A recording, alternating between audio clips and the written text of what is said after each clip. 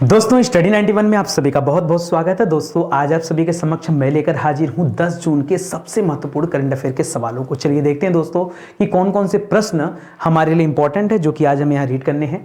इसके अलावा दोस्तों स्टडी 91 के प्लेटफॉर्म पे कई सारे ऑनलाइन कोर्स भी चल रहे हैं। अगर आप इच्छुक हैं और किसी परीक्षा की तैयारी कर रहे हैं तो एक मौका हमें जरूर दीजिए और हमारे साथ अपनी तैयारी को आगे बढ़ाइए। ठीक है, पहला सवाल है आपकी स्क्रीन पर। सवाल बड़ा इंपॉर्टेंट है और पूछ रहा है कि हाल ही में जारी पर्यावरण प्रदर्शन सूचकांक में 180 देशों की लिस्टिंग हुई थी दोस्तों, और इसमें 180 देशों में भारत का स्थान कौन सा है ये आपको बताना है। सवाल क्या है?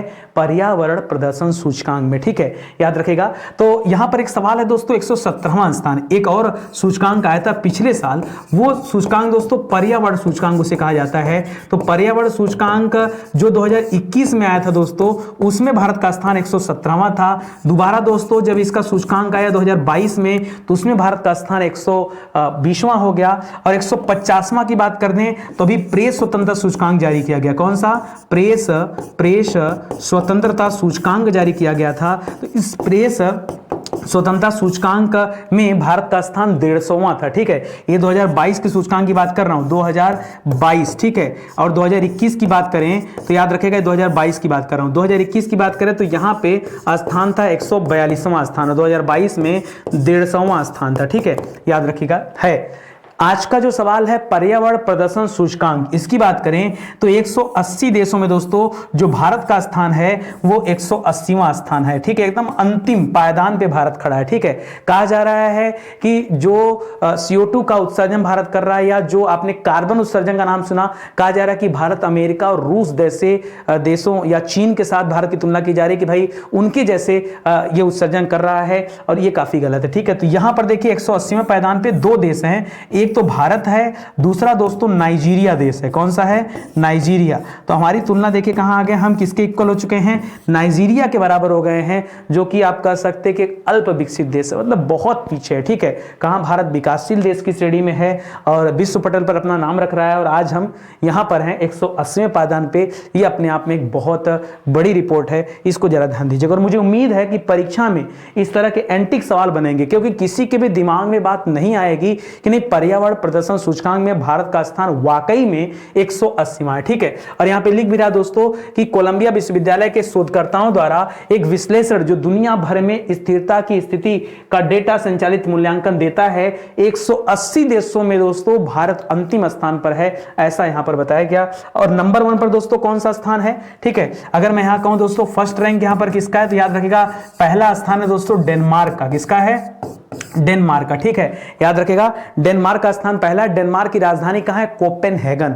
कहां पर है? डेनमार्क की राजधानी कहां दोस्तों? कोपेनहेगन है। कोपेनहेगन है, तो इसे भी याद रखेगा। ठीक है, चलिए आगे बढ़ते हैं, अब आगे की बातें कर लेते हैं दोस्तों। सूचकांकों से संबंधित जो अच्छे अच्छे सवाल हैं जो करंट अफेयर में चर्चा में रहे, जरा उन सवालों पर एक बार विचार करते हैं। पहला सवाल यही है, पर्यावरण प्रदर्शन सूचकांक सवाल आएगा तो क्या बताएंगे? भारत का स्थान 180वां है, नाइजीरिया भी 180 पे है। नीति आयोग के SDG भारत सूचकांक 2020-21 में किस राज्य ने अपना शीर्ष स्थान बरकरार रखा है? तो पिछले साल भी यानी 2021 में भी केरल का पहला स्थान था, और इस बार भी केरल का पहला स्थान है। ठीक है, बिहार अंतिम पायदान पर। याद रखेगा यहां पर अंतिम कौन है दोस्तों?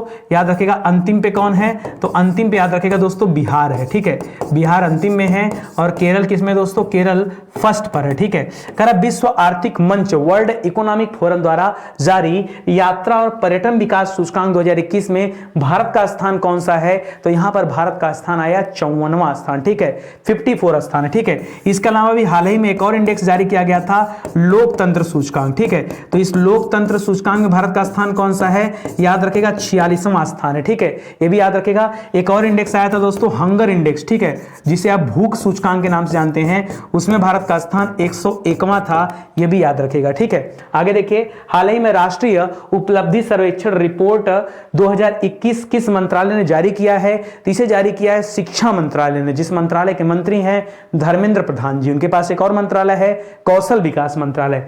विश्व वायु शक्ति सूचकांक 2022 में भारत किस स्थान पर है, ठीक है। यानी भारतीय वायुसेना दुनिया की तीसरी सबसे बड़ी वायुसेना है, यह भी आप ध्यान दीजिएगा। हाल ही में कौन सा देश जर्मनी को पछाड़कर चौथा सबसे बड़ा वाहन बाजार बन गया, तो भारत आ गया दोस्तों, जर्मनी को पीछे करके दुनिया का चौथा सबसे बड़ा वाहन बाजार बन गया भारत। व्यवसायों और डीलरों द्वारा वस्तु एवं सेवा कर पंजीकरण में कौन सा राज्य शीर्ष स्थान पर है, तो याद रखेगा महाराष्ट्र जो है ये नंबर 1 पर है, ठीक है। किसमें, जीएसटी रजिस्ट्रेशन में, ठीक है। विश्व प्रेस स्वतंत्रता सूचकांक जो भी मैंने पीछे आपको पढ़ा है 150वां स्थान है, यहां पर लिखा है। मई 2022 में किसने नवीनतम ITTF टेबल टेनिस विश्व रैंकिंग में महिला सिंगल्स में खिताब जीता है, तो इनका नाम है मनिका बत्रा जी, ठीक है, मनिका बत्रा, तो इसे भी याद रखिएगा। तो सूचकांकों से संबंधित दोस्तों अच्छे सवाल हैं। चलिए आगे बढ़ते हैं और अगले सवाल पर चर्चा करते हैं। हाल ही में शीतल षष्ठी पर्व ये किस राज्य में मनाया गया? देखिए कई सारे उत्सव महोत्सव मनाए जाते हैं, ठीक है। ये शीतल षष्ठी पर्व दोस्तों जो किससे संबंधित हैं, याद रखेगा भगवान शिव और देवी पार्वती के विवाह से संबंधित है। किससे? भगवान शिव एवं देवी पार्वती के विवाह से संबंधित है। याद रखेगा हर साल जब ये पर्व मनाया जाता है तो कब मनाया जाता है, जब चिलचिलाती धूप होती है ना, जो चिलचिलाती धूप होती दोस्तों उसे भगवान शिव का नाम दिया जाता है, और जो वर्षा होती है, ठीक है, वर्षा, उसे माता पार्वती कहा जाता है। और जब इन दोनों का मिलन होता है दोस्तों तो उसी को इस शादी के तौर पे देखा जाता है। और याद रखेगा ये जो त्योहार है ये या पर्व है कहां मनाया जाता है, तो याद रखेगा ये पर्व मनाया जाता है उड़ीसा राज्य में, ठीक है। शीतल षष्ठी पर्व ये किस राज्य में मनाया जाता है, तो याद रखेगा ये उड़ीसा राज्य में मनाया जाने वाला त्योहार है, ठीक है। इसी तरह से उड़ीसा में दोस्तों एक और भी त्योहार है, आपने पढ़ा होगा राजा परबा त्योहार। कौन सा? राजा परबा त्योहार। ये भी कहां मनाया जाता है दोस्तों, ये भी आपके उड़ीसा में मनाया जाता है। 3 दिवसीय त्योहार है दोस्तों, 3 दिन तक चलता है, और महिलाएं इस दिन क्या करती हैं, आराम करती हैं, और पुरुष लोग क्या करते हैं, काम करते हैं, ठीक है। राजस्थान की बात कर दें तो हाल ही में दोस्तों राजस्थान में गणगौर उत्सव मनाया गया। क्या मनाया गया? गणगौर उत्सव मनाया गया, ये भी आपको याद होगा। और झारखंड में दोस्तों सरहुल नाम का एक त्योहार मनाया गया, सरहुल त्योहार, ठीक है। इस तरह से आप चीजों को याद रखेंगे, ठीक है। लद्दाख के अंदर दोस्तों आपने स्पुतनिक ग्लस्टर फेस्टिवल का नाम पढ़ा होगा, स्पुतनिक ग्लस्टर फेस्टिवल, ठीक है, ग्लस्टर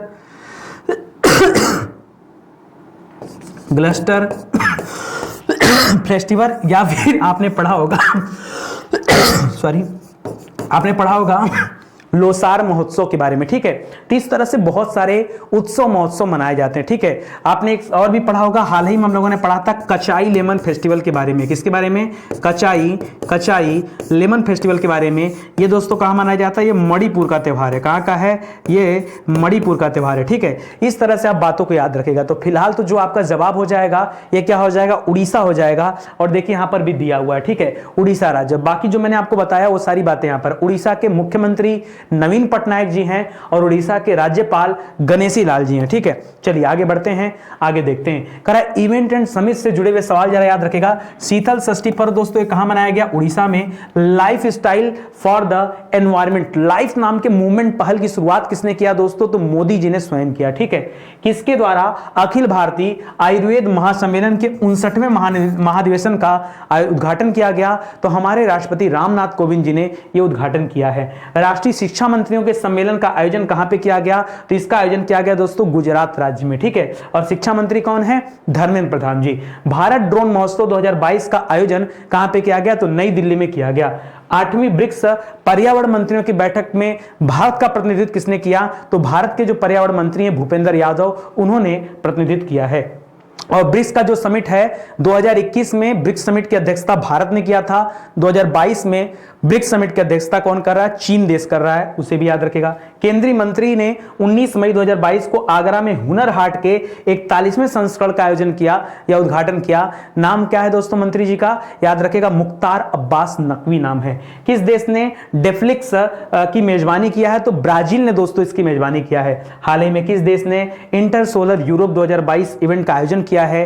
तो ये इवेंट आयोजित किया गया जर्मनी देश में, ठीक है। इसको भी याद रखेगा। जर्मनी में इस बार का G7 G7 समिट भी आयोजित किया जा रहा है। याद रखिएगा, जर्मनी में G7 समिट जो 2022 का हो रहा है दोस्तों, ये कहां आयोजित किया जा रहा है? आपके जर्मनी में ही हो रहा है, तो ये भी याद रखिएगा। चलिए बढ़ते हैं अगले सवाल पर। अगला सवाल है कि हाल ही में किस राज्य द्वारा बीच विजिल ऐप लॉन्च किया गया? जी हां दोस्तों, बीच विजिल ऐप, ठीक है, ये किस राज्य ने लॉन्च किया? पहले तो याद रखें दोस्तों, अगर सवाल ये आता है कि ऐप क्यों लॉन्च किया गया, ठीक है, तो याद रखिएगा दोस्तों, समुद्र किनारे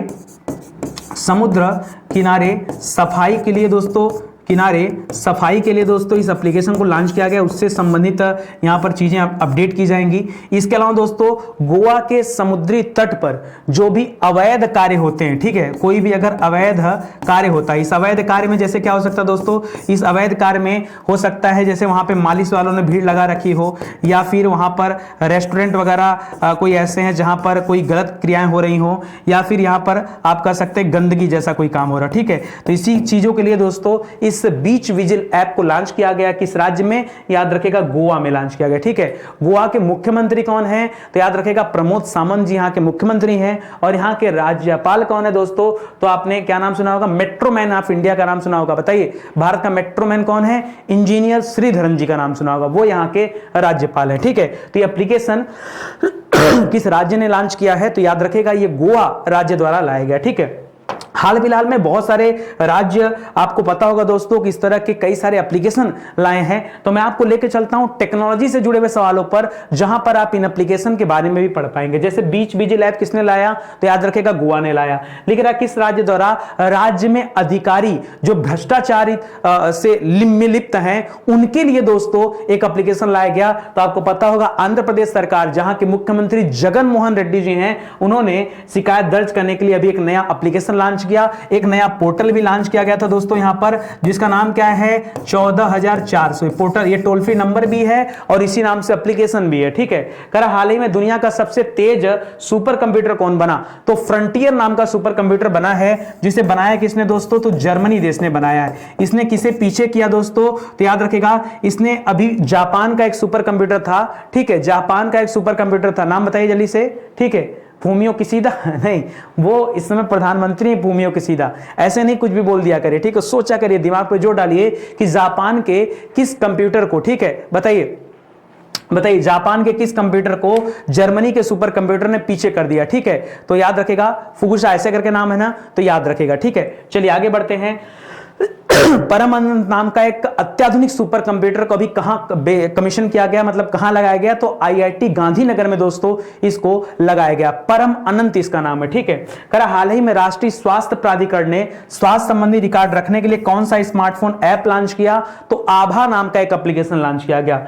मई 2022 में किस कंपनी ने एक आईटी सेवा कंपनी माइंडट्री का अधिग्रहण कर लिया? तो लार्सन एंड टर्बो का नाम सुना होगा, एलएनटी जिसे बोलते हैं, ठीक है, उसने किया। फास्टर नाम का एक एप्लीकेशन हमारे चीफ जस्टिस ऑफ इंडिया, नाम है एनबी रमन्ना जी ने लॉन्च किया, ये भी याद रखेगा। माइक्रोसॉफ्ट द्वारा भारत का सबसे बड़ा डेटा सेंटर जो बनाया जा रहा है, ये हैदराबाद में बनाया जा रहा है। किस मंत्रालय ने ई गवर्नेंस की पारदर्शिता सुनिश्चित करने के लिए मनरेगा के लिए एक लोकपाल ऐप डेवलप किया है? तो ग्रामीण विकास मंत्रालय ने डेवलप किया है, ठीक है। तो ये भी आप याद रखेगा, ये सब स्पेशल सवाल हैं और इस तरह के सवाल आपसे आपकी परीक्षा में पूछे जा सकते हैं। अगले सवाल पर आइए। इंडो पाक वार 1971 यानी भारत पाकिस्तान युद्ध 1971 के ऊपर एक किताब आई दोस्तों, आपको बताना है ये किताब का विमोचन किसने किया। देखिए दो सवाल यहां बन सकते हैं।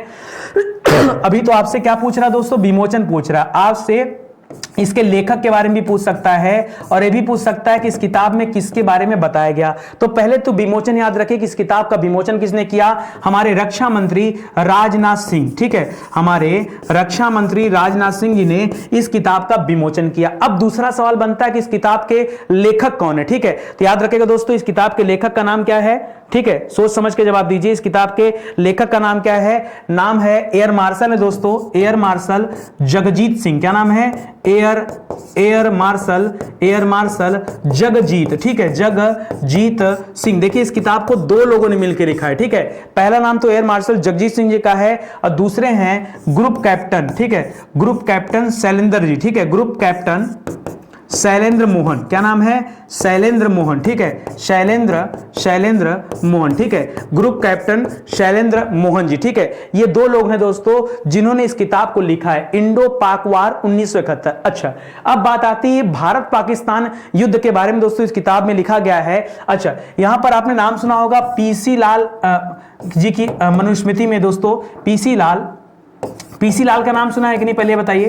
पीसी लाल दोस्तों ये 1971 क्या और 1965 में जब भारत चीन युद्ध हुआ था, इंडो चाइना वार, और 1971 में इंडो पाक वार, ये इस समय दोस्तों जनरल थे, ठीक है, पीसी लाल। तो दोस्तों इन्हीं की स्मृति दिवस के अवसर पर दोस्तों ये किताब को लॉन्च किया गया। इस किताब में स्पेशली इन्हीं के बारे में बताया गया, ठीक है। ये सारी बातें भी याद रखिए, जब आप आगे बढ़ेंगे तो इनके बारे में देखिए पढ़ेंगे। देखिए लिखा है 37वें एयर चीफ मार्शल पीसी लाल स्मृति व्याख्यान में, ठीक है, इस किताब को लॉन्च किया गया, ठीक है, और वहां कई सारे दिग्गज भी थे, सारी बातें भी लिखी गई हैं। लिखा है air chief marshal Pratap Chandra Lal ji ने, पीसी लाल के नाम जानता है, उन्होंने 1965 के युद्ध के दौरान भारतीय वायुसेना के उप प्रमुख के रूप में काम किया था, और 1971 के दौरान इन्होंने भारतीय वायुसेना के प्रमुख के रूप में काम किया था। पहले उप प्रमुख थे, बाद में प्रमुख थे। वर्तमान में दोस्तों भारतीय वायुसेना का प्रमुख कौन है? विवेक राम चौधरी जी हैं। वर्तमान में कौन है दोस्तों? याद रखेगा, विवेक राम चौधरी जी वर्तमान में क्या है दोस्तों? ये वायुसेना प्रमुख है, ठीक है, तो ये भी याद रखेगा। चलिए आगे बढ़ते हैं, बुक्स एंड आर्थर से जुड़े हुए सवाल पढ़ लेते हैं। हाल फिलहाल में किताबें कौन कौन सी चर्चा में रही, जरा आप अपनी डिक्शनरी को अपडेट करिए, ठीक है। चलिए देखते हैं करंट अफेयर की स्पेशल किताब, ठीक है, इंडो पाक वार 1971, ठीक है। किताब जो है इसका विमोचन राजनाथ सिंह जी ने किया, जबकि इसके लेखक कौन है दोस्तों? तो शॉर्टकट में याद रखेगा दोस्तों, लेखक का नाम है जगजीवन और शैलेंद्र मोहन, ठीक है, तो इसको याद रखेगा, शॉर्टकट में ध्यान दीजिएगा, ठीक है। हाल ही में किसने टॉम्ब ऑफ सैंड के लिए अंतरराष्ट्रीय बुकर पुरस्कार जीता? गीतांजलि श्री ने जीता है। अ प्लेस कॉल्ड होम नामक उपन्यास ये किसका है? प्रीति सेनाई का द्वारा लिखा गया है। मई 2022 में जारी the struggle for police reforms in India पुस्तक के लेखक कौन है?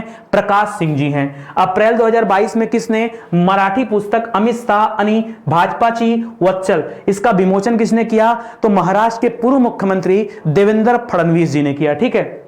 हियर योरसेल्फ नामक पुस्तक का विमोचन किसने किया? प्रेम रावत जी ने किया। अंतरराष्ट्रीय बुकर सम्मान के लिए किसे चुना गया? टॉम्ब ऑफ सैंड को चुना गया, जो गीतांजलि श्री की रचना है। हाल ही में किसने? बिरसा मुंडा जनजाति नायक। दोस्तों इस पुस्तक का विमोचन किसने किया? तो हमारे शिक्षा मंत्री धर्मेंद्र प्रधान जी ने इस किताब का विमोचन किया।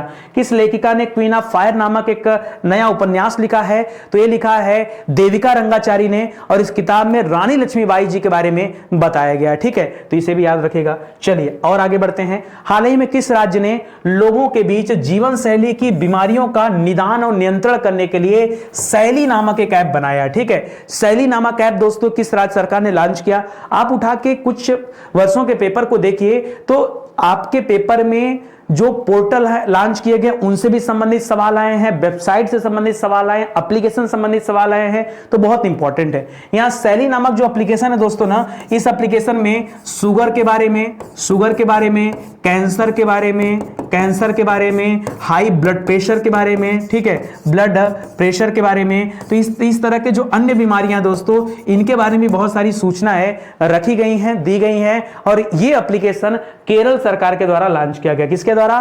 केरल के द्वारा, ठीक है। केरल की राजधानी तिरुवनंतपुरम है। केरल के मुख्यमंत्री कौन है दोस्तों? पिनरई विजयन है, पी विजयन, ठीक है। और केरल के राज्यपाल कौन है? आरिफ मोहम्मद जी हैं, ठीक है। तो सारी बातें याद रखेगा। क्या लिखना जरूरी होता है क्या? चलिए लिख देता हूं, याद रखेगा। सीएम कौन है दोस्तों? पिनरई विजयन, पी विजयन लिख दे रहा हूं दोस्तों, यहाँ के सीएम हैं। और अगर मैं यहाँ के राज्यपाल की बात करूं, यहाँ का राज्यपाल कौन है तो आपको पता होगा दोस्तों, आरिफ मोहम्मद जी हैं। कौन है? आरिफ मोहम्मद जी यहाँ के क्या है दोस्तों? राज्यपाल है, ठीक है। आरिफ मोहम्मद जी राज्यपाल है, ठीक है। केरल आपका क्या हो जाएगा? सही जवाब हो जाएगा। अब देखिए जो बातें आपको बताए हो ना वही बातें यहाँ पे लिखी गई। आप उठाइए ना एक बार इस पीडीएफ को डाउनलोड करिए और पढ़िए कि क्या मैंने जो बताया उससे हटके बातें हैं। देखिए लिखा है कि इस ऐप में मुख्य रूप से मधुमेह यानी डायबिटीज यानी शुगर, हाई ब्लड प्रेशर, हृदय रोग, ठीक है, फेफड़ों की बीमारी के साथ साथ बहुत सारी बीमारियों के बारे में जो है चीजें बताई गई हैं। फिर से एक बार टेक्नोलॉजी का सवाल आ गया, क्योंकि जब जब एप्लीकेशन का सवाल आएगा तब तक टेक्नोलॉजी वाले सवाल आपके सामने आते हैं। तो किस राज्य के लोगों के बीच में शैली नामक एप्लीकेशन लाया? तो याद रखेगा केरल सरकार का है।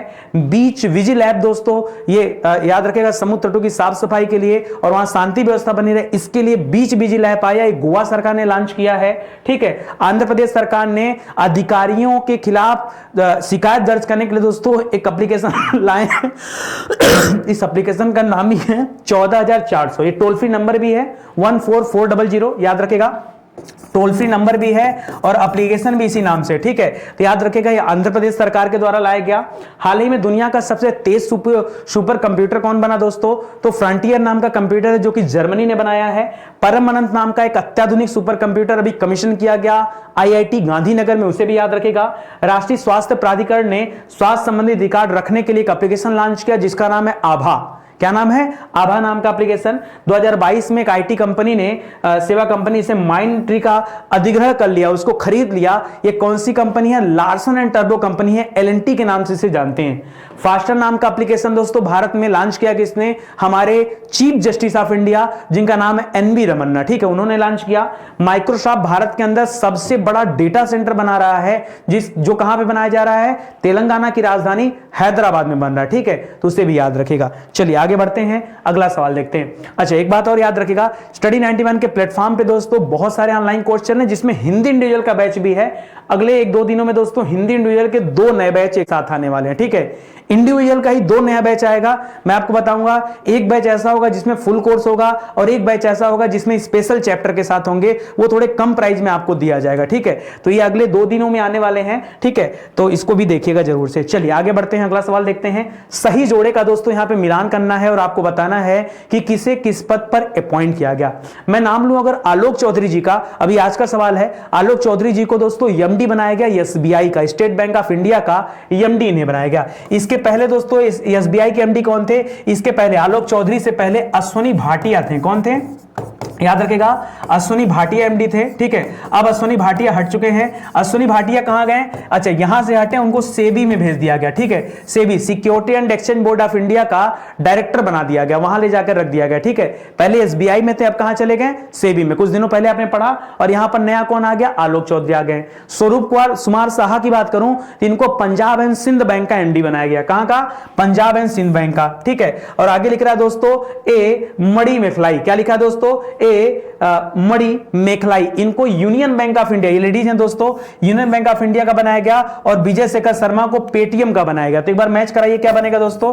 पहला बनेगा B, दूसरा बनेगा D, तीसरा बनेगा A और चौथा बनेगा C, ठीक है। तो BDAC दोस्तों ये आपका सही जवाब हो जाएगा। BDAC यानी कि आपका ऑप्शन नंबर 4 जो है ये आपका सही जवाब हो जाएगा। जो बातें बताया हूं आगे की स्लाइड खोलेंगे यही सारी लाइन मिलेगा, पढ़ लो। क्या लिखा? आलोक कुमार चौधरी भारतीय स्टेट बैंक के MD बने। इनकी नियुक्ति किनके स्थान पर हुआ? अश्वनी भाटिया का स्थान पर हुआ। भाटिया कहां गए? भाटिया सेवानिवृत्त हो गए। देखो लिखा नहीं है लेकिन मैं बता रहा हूं कि भाटिया कहां गए? सेबी में गए, security and exchange board of India, SEBI के अंदर चले गए भाटिया जी, ठीक है। उसे भी याद रखेगा। बाकी और सबके बारे में लिखा है, आप PDF डाउनलोड करिए और इत्मीनान से पढ़िए। चलिए अगले सवाल पे आते हैं। नियुक्ति से जुड़े हुए पहले सवालों को देख लेते हैं कि किन्हें कब किन किन पदों पर अपॉइंट किया गया, ठीक है। तो पहला सवाल यह है कि SBI के MD कौन बना? तो याद रखें दोस्तों यहां पर MD बने हैं आलोक कुमार जी, ठीक है, आलोक कुमार चौधरी जी, ठीक है, पूरा नाम याद रखिएगा। अंतरराष्ट्रीय एल्युमिनियम संस्थान का अध्यक्ष अभी किसे बनाया गया? याद रखिए पहले हिंडाल्को में थे, नाम क्या है? सतीश पाई नाम है दोस्तों। ये पहले हिंडाल्को में MD थे, हिंडाल्को जान ही रहे होंगे आप, ठीक है। और अभी हिंडाल्को से कहां आ गए? ये अंतरराष्ट्रीय एल्युमिनियम संस्थान में आ गए। हाल ही में सेबी में देखिए आ गया नाम, अश्वनी भाटिया का नाम आ गया ना, कि सेबी में भी पूर्णकालिक सदस्य के रूप में किसे अपॉइंट किया गया? अश्वनी भाटिया को किया गया। ये पहले SBI में MD थे। हाल ही में राष्ट्रीय सूचना विज्ञान केंद्र का महानिदेशक किसे बनाया गया? राजेश गेरा। क्या नाम है? गोरा नहीं, गेरा। राजेश गेरा जी को क्या बनाया गया? राष्ट्रीय सूचना विज्ञान केंद्र का महानिदेशक बनाया गया।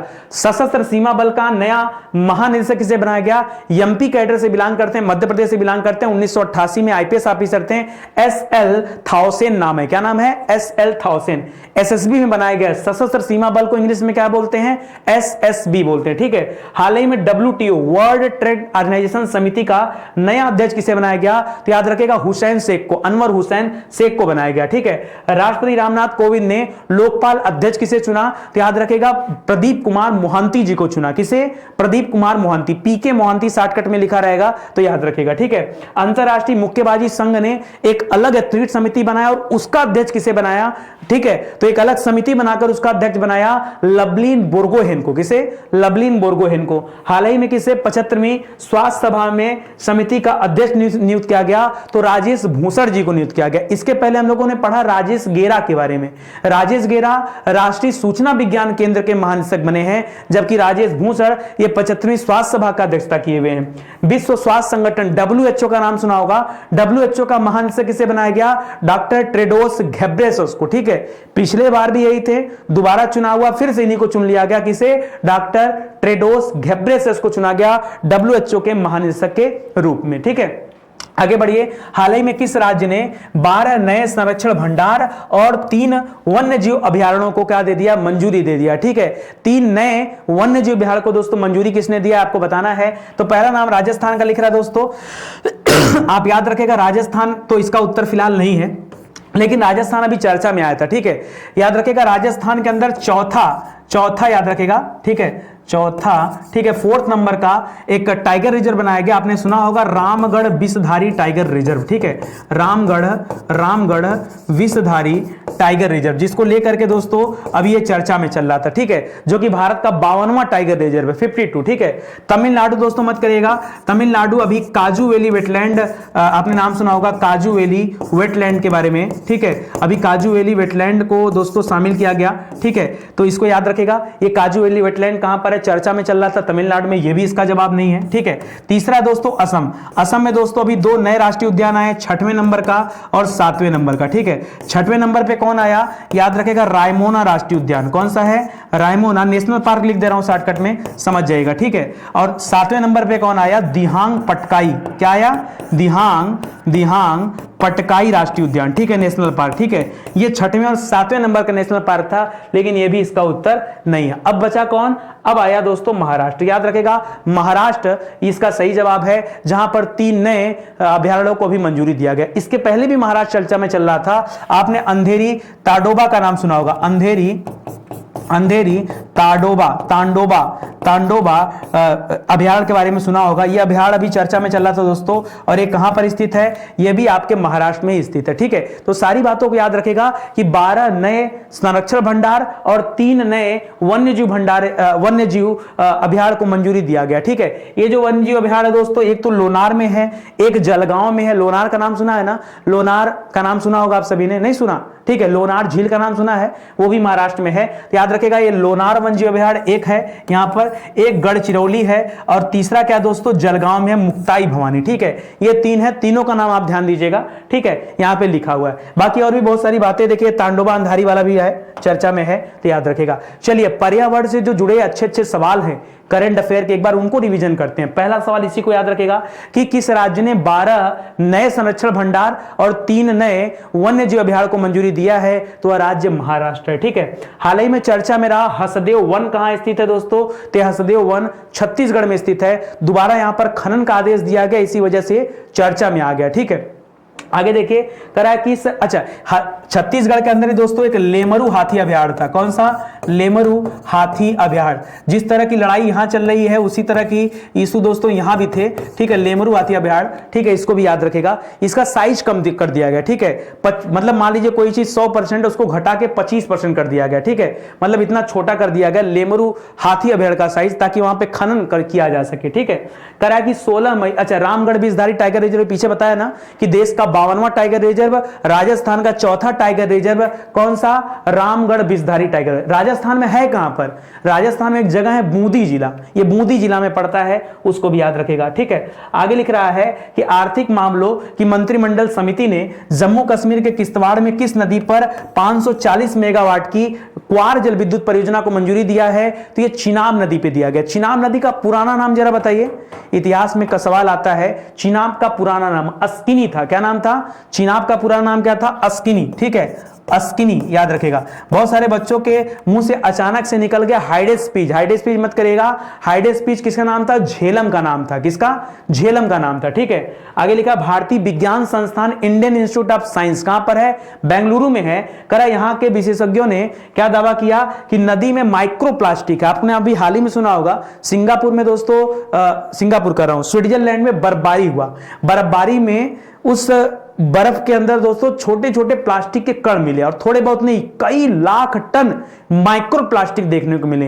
भारत में तो नदी में दोस्तों माइक्रो प्लास्टिक देखने को मिली, और एक कावेरी नदी की बात कर रहे हैं, दक्षिण भारत की गंगा कही जाती है, और यहां पर माइक्रो प्लास्टिक मिले हैं। ठीक है, NTPC national thermal power corporation ने किसके साथ मिलकर ग्रीन हाइड्रोजन पाइप्ड प्राकृतिक गैस को मिलाने पर समझौता किया है? तो गुजरात गैस लिमिटेड के साथ इसका मिलन है। किसके साथ? जीजीएल क्या है दोस्तों, याद रखेगा, Gujarat gas limited, Gujarat gas limited के साथ दोस्तों एनटीपीसी ने समझौता किया। हाल ही में प्रकृति हरित पहल का शुभारंभ दोस्तों किसने किया है? तो पर्यावरण मंत्री ने किया। ठीक है, पर्यावरण मंत्री कौन है? भूपेंद्र यादव हैं, तो उन्होंने किया। ठीक है, चलिए आगे बढ़ते हैं, अगले सवाल पर आइए।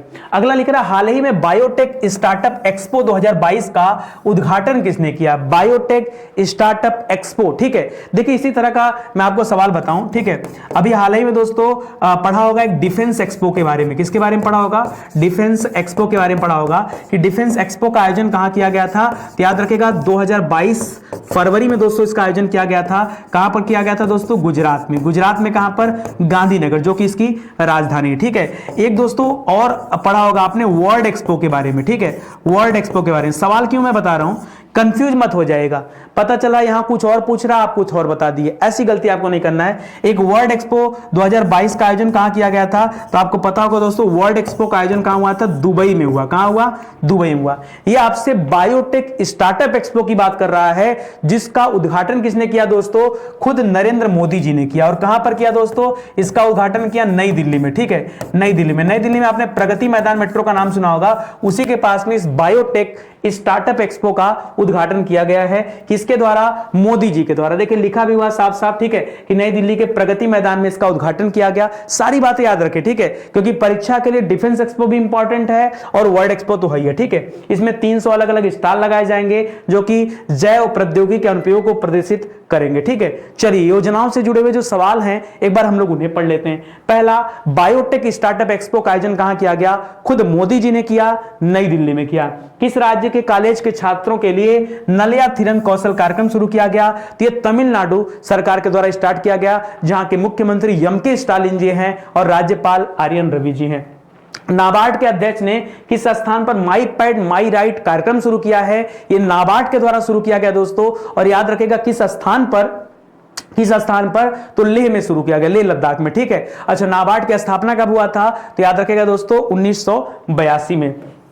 लक्षित क्षेत्रों में हाई स्कूल के छात्रों के लिए आवासीय शिक्षा के लिए श्रेष्ठ नाम की योजना किसने लाया? तो सामाजिक न्याय एवं अधिकारिता मंत्रालय की तरफ से श्रेष्ठ योजना को लाया गया है, जिसके मंत्री हैं डॉक्टर वीरेंद्र कुमार जी। ठीक है, वो भी याद रखेगा। बिहार के रक्सौल में फसाई जो संस्था दोस्तों, ये एक राष्ट्रीय खाद्य प्रयोगशाला का उद्घाटन कर रही है। अच्छा, इस तरह की राष्ट्रीय खाद्य प्रयोगशाला एक और भी है जो कि पश्चिम बंगाल में, लेकिन उसका लोड कम करने के लिए बिहार के रक्सौल में बनाया गया। ठीक है, जिसका उद्घाटन किया है मनसुख मांडविया जी ने, जो कि वर्तमान में स्वास्थ्य मंत्री हैं। ठीक है, हाल ही में किस राज्य सरकार ने राजीव गांधी खेल रत्न पुरस्कार और ग्रामीण ओलंपिक की शुरुआत किया है? तो यह खेल की शुरुआत या पुरस्कार की शुरुआत राजस्थान सरकार के द्वारा किया गया। हाल ही में किस राज्य सरकार ने पेपर स्टाम्प के जगह पे ई स्टाम्प शुरू किया है? तो पंजाब सरकार ने शुरू किया है।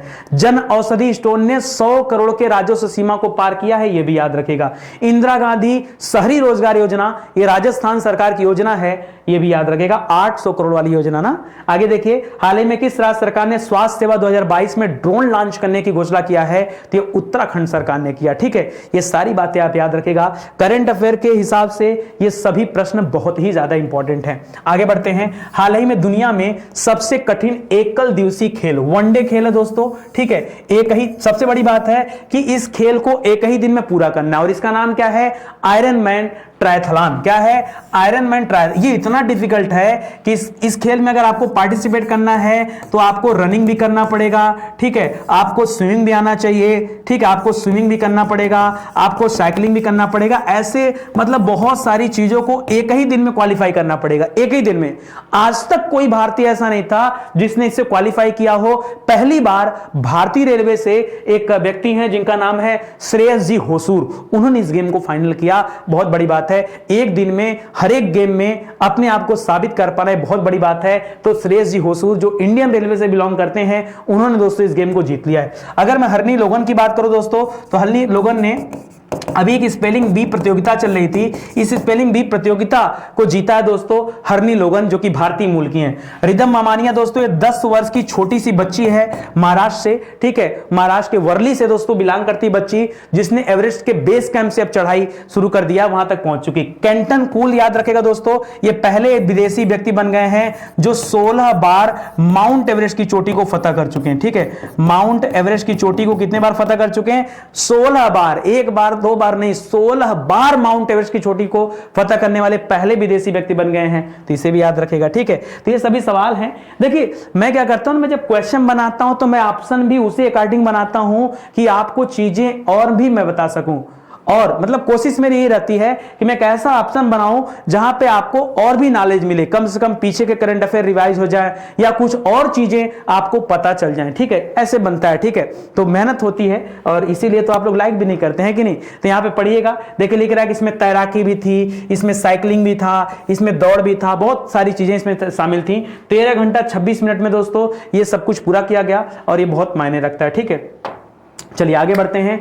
तो जब कभी भारत में पहली बार या विश्व में पहली बार कुछ होता है ना, तो हम इस लिस्ट को पढ़ते हैं। आइए देखते हैं कि भारत में पहली बार या विश्व में पहली बार क्या क्या, ठीक है। तो दुनिया में सबसे कठिन जो वनडे खेल था, वनडे गेम था, आयरन मैन ट्रायथलॉन, ठीक है, इसको किसने पास किया? श्रेयस जी होसूर ने पास किया, ठीक है। ये पहले व्यक्ति हैं जो इंडियन रेलवे से बिलोंग करते हैं। किस राज्य में देश का पहला लिक्विड मिरर टेलीस्कोप लगाया जा रहा है? ये उत्तराखंड में लगाया जा रहा है, उत्तराखंड के देवस्थल में लगाया जा रहा है। कहां पर? उत्तराखंड में एक जगह है देवस्थल, उस देवस्थल में दोस्तों इसको लगाया जा रहा है, ठीक है। अच्छा ये वाला गेम का आयोजन कहां पे हुआ था दोस्तों, ये भी तो पूछ सकता है, तो याद रखिएगा इसका आयोजन जर्मनी में हुआ था, ठीक है। आयोजन अगर पूछे तो बताइएगा इसका आयोजन कहां हुआ था? जर्मनी में हुआ था। भारत का पहला लेवेंडर फेस्टिवल का उद्घाटन कहां किया गया? तो आपके जम्मू कश्मीर में लेवेंडर फेस्टिवल का उद्घाटन किया गया। किसने किया दोस्तों? तो केंद्रीय मंत्री किसने किया बताइए? जितेंद्र सिंह जी ने किया, ठीक है। करा हाल ही में पहली महिला कॉम्बैट एविएटर कौन बनी? अभिलाषा बराक को बनाया गया, ठीक है, अभिलाषा बराक जी को। अपना जैव विविधता रजिस्टर पाने वाला पहला भारतीय राज्य कौन है? पश्चिम बंगाल है। मंकी पॉक्स के मरीजों के लिए क्वारंटीन अनिवार्य करने वाला पहला देश कौन है? बेल्जियम देश है, ठीक है। 5 मई 2022 को पोप फ्रांसिस द्वारा संत घोषित किए जाने वाले पहले भारतीय कौन बने? तो याद रखेगा देव सहाय पिल्लई जी बने। क्या नाम है? देव सहाय पिल्लई। भारत के पहले क्षेत्रीय रैपिड ट्रांजिट सिस्टम कॉरिडोर पहली ट्रेन सेट में किसे सौंपी गई? तो राष्ट्रीय राजधानी क्षेत्र परिवहन निगम को यह सौंपा गया, ठीक है। तो इसे याद रखेगा। ये सारे सवाल ऐसे हैं जो आपकी परीक्षा में पूछे जा सकते हैं और करंट अफेयर में हाल फिलहाल में हम लोगों ने पढ़ा था। मैं तो खूब रिवीजन कराता हूं, जितना रिवाइज करोगे उतना ज्यादा अच्छे से आप करंट अफेयर को पढ़ पाएंगे। आज का आखिरी सवाल देखते हैं दोस्तों। करा भारत सहित 16 देशों की सेनाओं के बहुराष्ट्रीय शांति रक्षा अभ्यास, ये देखिए यहां बाई मिस्टेक आ गया, ठीक है, इसको लेके यहां कर दीजिए, ठीक है। रक्षा अभ्यास खान क्वेस्ट 2022 का शुभारंभ कहां पे हुआ? खान क्वेस्ट नाम का एक दोस्तों अभ्यास है, ठीक है। इसमें 16 देश शामिल हैं, ठीक है। भारत सहित कितने देश हैं दोस्तों? तो 16 देश इसमें हिस्सा ले रहे हैं और इसका आयोजन कहां पे किया गया? तो याद रखेगा मंगोलिया में किया गया। कहां पे किया गया? मंगोलिया में किया गया। किर्गिस्तान में दोस्तों अभी खंजर नाम का एक अभ्यास हुआ, ठीक है, खंजर, ठीक है। खंजर नाम का अभ्यास भारत किसके साथ करता है? किर्गिस्तान के साथ करता है। किर्गिस्तान की राजधानी बिश्केक है, जी हां, बिल्कुल याद रखेगा। और कल ही दोस्तों हम लोगों ने पढ़ा था कि नाटो भी दोस्तों एक अपना नौसैनिक अभ्यास कर रहा है। ये कहां कर रहा था? ये कर रहा था बाल्टिक सागर में। कहां कर रहा था? बाल्टिक सागर में कर रहा था। तो चलिए हम लोग डिफेंस से जुड़े हुए जो सवाल है दोस्तों उन्हें पढ़ लेते हैं, क्योंकि ये सवाल कहीं ना कहीं डिफेंस से संबंधित है, तो डिफेंस के क्वेश्चन को अपडेट कर लेते हैं। तो ये 16 देशों, भारत सहित कुल 16 देशों के बहुराष्ट्रीय शांति रक्षा अभ्यास जिसका नाम है खान क्वेस्ट, इसका आयोजन कहां हुआ? मंगोलिया में हुआ। कहां हुआ? मंगोलिया में। अमेरिका के नेतृत्व में नाटो और उसके जो सहयोगी देश हैं, जो भागीदार देश हैं, जैसे डेनमार्क हो गया, जैसे स्वीडन हो गया, जैसे फिनलैंड हो गया, ये सब भी वहां पार्टिसिपेट कर रहे हैं। बाल्टिक सागर में एक नौसैनिक अभ्यास चल रहा है। विभिन्न युद्धों में भारतीय वायुसेना की भूमिका के प्रदर्शन हेतु वायुसेना का हेरिटेज सेंटर कहां बनाया जा रहा है? तो इसका उद्घाटन अभी किया गया, जो हमारे वायुसेना प्रमुख विवेक राम चौधरी जी हैं और चंडीगढ़ के राज्यपाल बनवारी लाल पुरोहित जी ने इसका उद्घाटन किया है चंडीगढ़ में, ठीक है। कर हाल ही में भारत ने किस देश के साथ संयुक्त सैन्य अभ्यास संप्रत्यक्ष किया है, तो भारत यह अभ्यास बांग्लादेश के साथ करता है, ठीक है। एक थल सेना अभ्यास है। इसी तरह भारत बांग्लादेश के साथ एक नौसेना अभ्यास भी किया था जिसका नाम है बोंगो सागर अभ्यास, ठीक है, उसे भी याद रखेगा। इसरो अध्यक्ष ने किस स्थान पर नई अंतरिक्ष यान निर्माण सुविधा संयंत्र का उद्घाटन किया, तो कर्नाटक में किया। इसरो का एक मुख्यालय वैसे भी बेंगलुरु में है, उसे भी याद रखेगा। प्रोजेक्ट वार्डेक एआई पावर्ड वारगेम सेंटर किसने लॉन्च किया, तो भारत ने लॉन्च किया है। यह भारत बांग्लादेश के बीच में बोंगो सागर अभियान बता ही दिया। हाल ही में भारतीय नौसेना पावर बूस्टअप के लिए मुंबई में कौन 2 स्टेल्थ नौसैनिक युद्धपोत को जो है शामिल कर रही है, तो आईएनएस सूरत और आईएनएस उदयगिरी को शामिल किया गया, ठीक है। जबकि अभी 2 डीकमीशन भी किया गया है जिसमें आईएनएस अक्षय का नाम है, ठीक है, तो उसे भी याद रखेगा। इसी तरह से दोस्तों आज के सेशन समाप्त होते हैं। उम्मीद करता हूं आपको काफी अच्छा लगा होगा। देखिए लेखपाल परीक्षा के लिए 4 किताबें लॉन्च किया, ठीक है। मुझे पता है बहुत सारे बच्चों का कट ऑफ अभी थोड़ा सा कम आया है, ठीक है। आपने पता होगा कि पेट परीक्षा अगर आपने दिया होगा तो कट ऑफ जो है वो अभी अगर आप कट ऑफ से नीचे होंगे तो लेखपाल परीक्षा के लिए आपने क्वालिफाई नहीं किया। लेकिन मैं बता दूं कुछ सूत्रों से यह पता चला है संभवतः ऐसा हो कि कट ऑफ डाउन होने वाली। अगर कट ऑफ डाउन होता और आप आ जाते हैं दायरे में तब तो लेखपाल की परीक्षा देंगे ना, और क्यों ना अपनी तैयारी को आप और मजबूत करिए, ठीक है। तो आप आइए लेखपाल की किताबों को लीजिए। यह किताब आपके घर तक पहुंचाई जा रही है, या तो आप इन किताबों को अपने नजदीकी बुक स्टोर से परचेज कर सकते हैं या ऑनलाइन कर सकते हैं, ठीक है। और कोई अलग से डिलीवरी चार्ज आपसे नहीं लिया जा रहा है, ठीक है। इन किताबों को लीजिए और घर बैठे तैयारी कीजिए, ठीक है। वीडियो परीक्षा के लिए भी किताबें आ चुकी हैं और आगे भी दोस्तों सुपर टेट, यूपी टेट और वस्तुनिष्ठ हिंदी की किताबें आने वाली हैं, तो उन्हें भी आप जरूर देखिएगा, ठीक है। चलिए आज के लिए बस इतना ही, मिलते हैं अगले लेक्चर में। तब तक के लिए धन्यवाद। जय हिंद, जय Bharat. Thank you so much.